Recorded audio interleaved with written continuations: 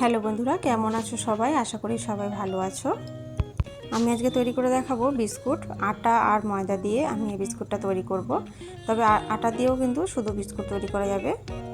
এটা বানানো খুবই সহজ। একবার বানিয়ে নিয়ে কিছুদিন রেখেও কিন্তু এটা খাওয়া যাবে যখন ইচ্ছা। আমি যেভাবে তৈরি করি সেভাবেই দেখিয়েছি, আশা করি সবার ভালো লাগবে। তো দেখে নিই কেমন করে আমি বানিয়েছি। প্রথমে যেটা লাগবে সেটা হচ্ছে জোয়ান। আমি হাফ চামচ জোয়ান নিয়েছি আর হাফ চামচ নিয়েছি জিরা। এই জোয়ান আর জিরাটা আমি শুকনো খোলায় ভেজে নেব। আমি হাফ চামচ করে নিয়েছি, 1 চামচ করেও নেওয়া যাবে। এটা আমি শুকনো খোলায় ভেজে নিচ্ছি। ভেজে নিয়ে আমি একটু ডলে নেব।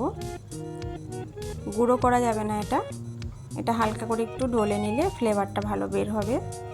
তো একটু ভেঙে নেওয়া হয়ে গেছে। এবার আমি নিয়ে নিচ্ছি একটা গামলা নিয়েছি, তার উপর একটা চালনি নিয়ে নিয়েছি। আটা আর ময়দাটা আমি চেলে নেব। 1 কাপ আটা নিয়েছি আর 1 কাপ ময়দা নিয়েছি। আমি মেজারমেন্ট কাপ দিয়ে মেপেছি। যে কোনো কাপ দিয়ে মেপে বা বাটি দিয়ে মেপে এটা করা যাবে। আটা আর ময়দাটা চেলে নেওয়া হয়ে গেছে।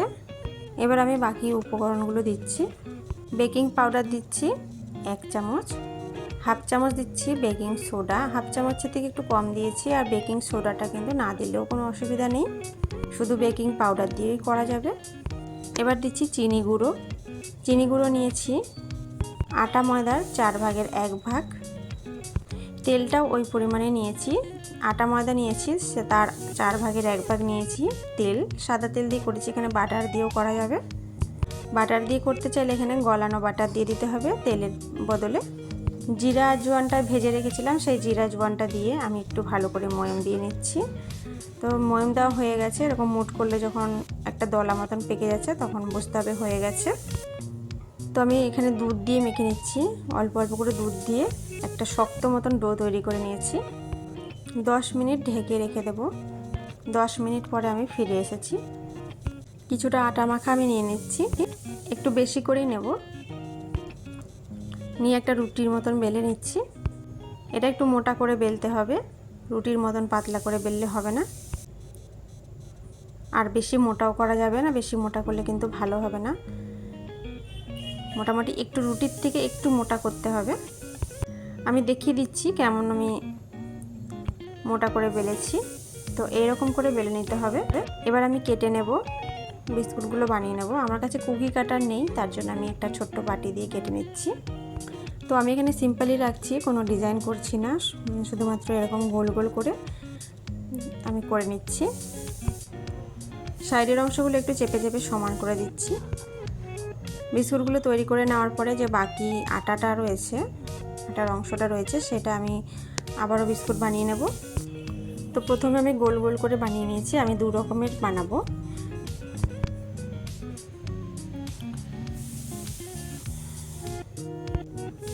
ওপর থেকে একটু জিরা আর জোয়ানা ভাজাটা আমি ছড়িয়ে দেব। দেখতে ভালো লাগবে আর মুখে বললে এগুলো খেতেও ভালো লাগে। একটু উপর থেকে ছড়িয়ে দিয়ে আমি চেপে চেপে দিচ্ছি। তো এইভাবে আমি বানিয়ে নেব সবকটা। আবারও আমি একটা ডো নিয়ে রুটি মতন বেলে নেব। এবারও আমি অন্যরকম করে বানাবো, গোল গোল বানাবো না। তবে এটা আমার কাছে সুবিধা বেশি মনে হয়েছে ওটার থেকে। গোল গোল যেটা বানিয়েছি ওটা কিন্তু একটু বড়ও হয়ে গেছে। সবথেকে সুবিধা হয় এভাবে যদি বিস্কুটগুলো বানানো হয়। তবে আমি আজকে 2 রকমই করলাম। এর উপর থেকে আমি একটু জোয়ান ভাজা আর জিরা ভাজাটা ছড়িয়ে দিচ্ছি। অর্ধেকটা বানানো হয়ে গেছে, এগুলো আমি এখন বসিয়ে দেব। একদিকে হতে থাক আর একদিকে অন্যদিকে আমি আরও যেই আটার ডোটা বাকি আছে ওটা আমি তৈরি করে নেব। আগে থেকে আমি কড়াটা চাপিয়ে রেখেছিলাম ওভেনে। কড়ার মধ্যে যে থালাটা ঢুকবে সেই রকম একটা থালা নিয়ে তার মধ্যে আমি বসিয়েছি।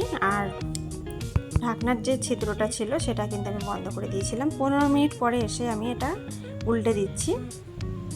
একদিকে কালার হয়েছে, অন্যদিকে কালার করার জন্য আমি এটা উল্টে দিলাম।